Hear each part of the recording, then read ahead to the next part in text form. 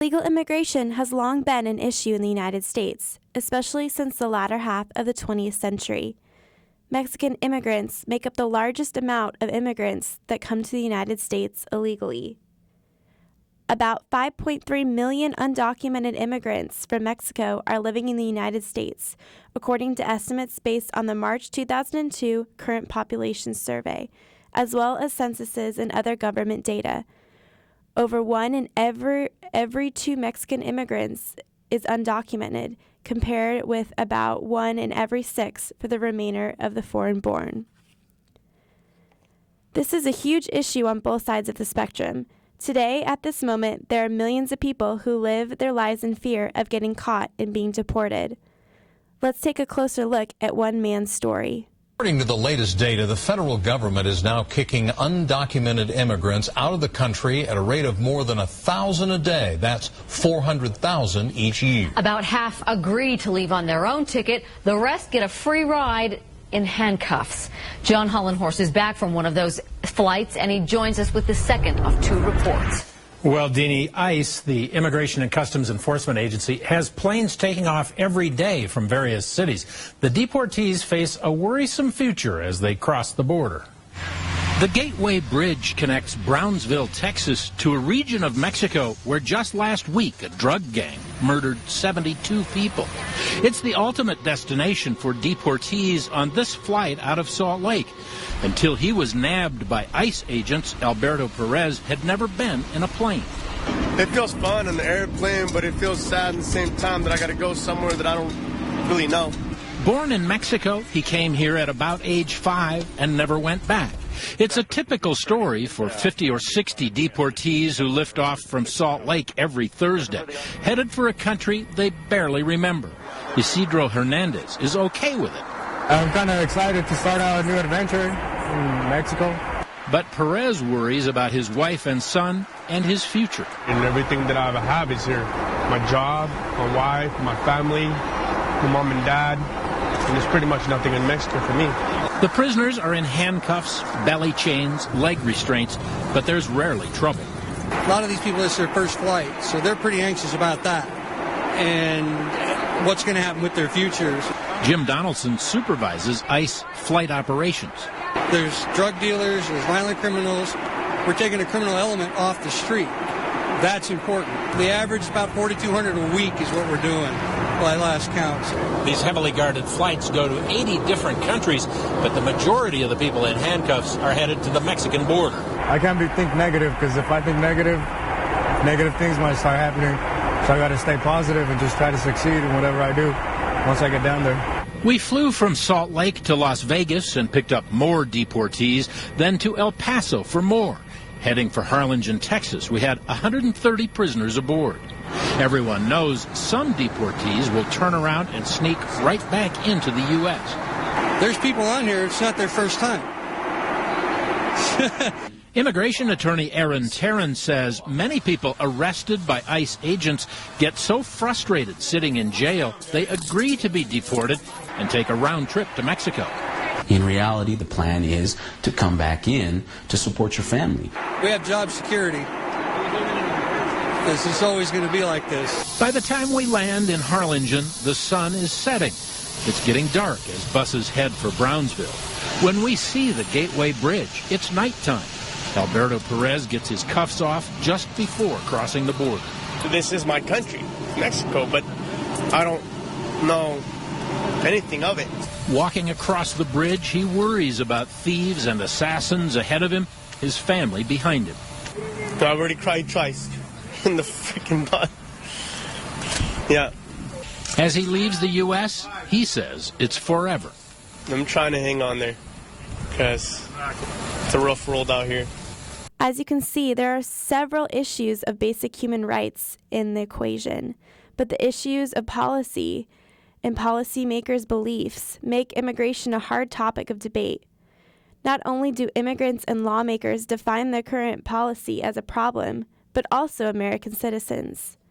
Another issue that comes into play is the need for labor. Some argue that immigrants are taking Americans' jobs, money, and benefits. However, However, others argue that America needs cheap labor and that Mexican citizens need the jobs. It is obvious that Mexican immigration affects everyone, both immigrants and Americans. Positive effects, including employment for immigrants and a better economy, cross with other preconceived negatives, like taking away jobs from Americans, are both viewpoints that affect both individual people as well as the greater society. With so many differing viewpoints and values, it is no surprise that immigration is a heated debate. Let's look at what some people on the street think. Should take measures like putting up a fence between the U.S. and Mexico to control immigration? No. Yes. Wow. All people are created equal and everybody deserves a chance. I think there needs to be immigration control policies, that's in the best interest of national security. I would cut off everybody coming to the United States. You would? Yes, I would. Why? Because we should take care of our own people first, which are getting neglected. Would you ever be a busboy? I actually just was a busboy before I moved out here. Would you ever work as an apple picker? Maybe. What if it paid $2 an hour and the hours were 10 hours a day? Probably not. Do you think this country has an immigration problem? Actually not. I think that legal immigrants are what made this country great, what made this city great. But we do, I feel, need to control the illegal population a little bit more to give all of the legal immigrants as well as the natural-born citizens a first chance at all of the services that this country has to offer. We as Americans, it is not our responsibility to take care of those coming from Mexico. Period. Or anywhere in the world? Anywhere. It's not our responsibility. Have you read the Statue of Liberty? Why do you think people feel like it's okay for us to shut our borders now, at this point, after this country is built on immigration? I don't really think it's okay, and I don't think building a wall would change anything either. A lot of people feel like illegal immigrants should be sent back to their country. Do you? No, I don't feel that way. They do all the work that Americans really don't want to do. They do the hard work. I think that they come to work and they are not making any kind of problem.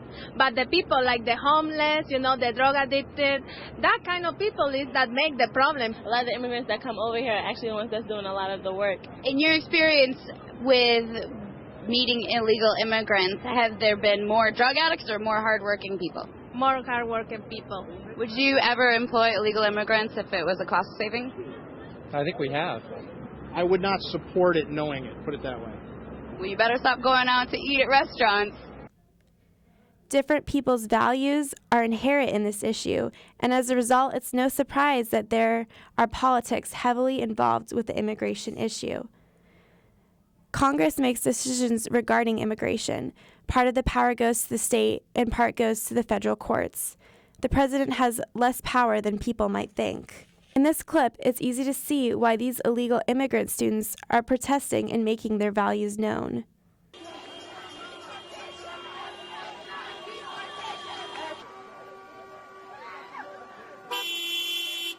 I think that we're going to keep doing this until we stop seeing these attacks on our communities, until we have equal access to higher education for all, regardless of immigration status. This clip helps to illustrate some of the major points of disagreement, including if students like these should be able to go and continue in their education.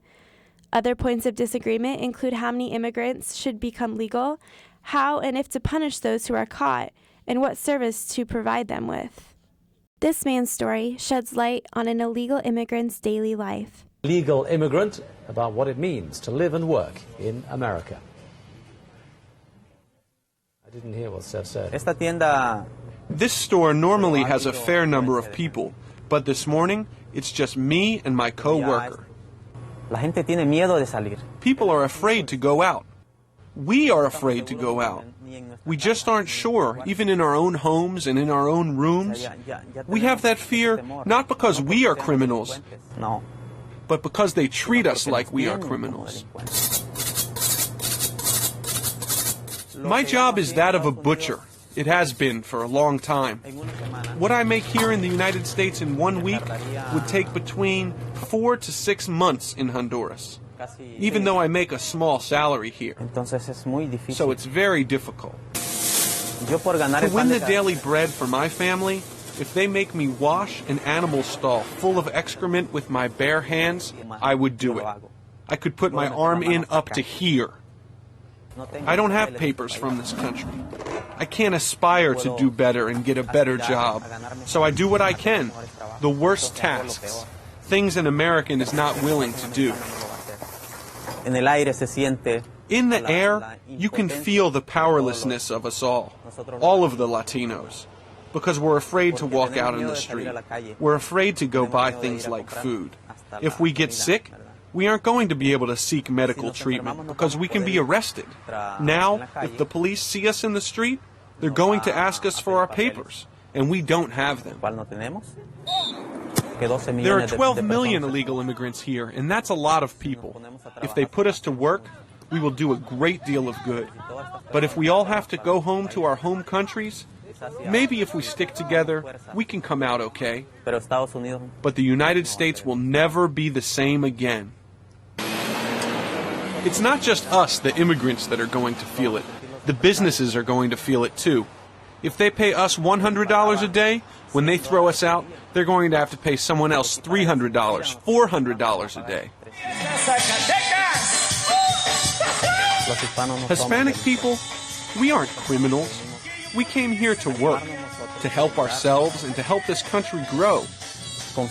We have to have confidence that the laws, maybe not today, maybe not tomorrow, maybe not even this year, but someday the laws are going to change.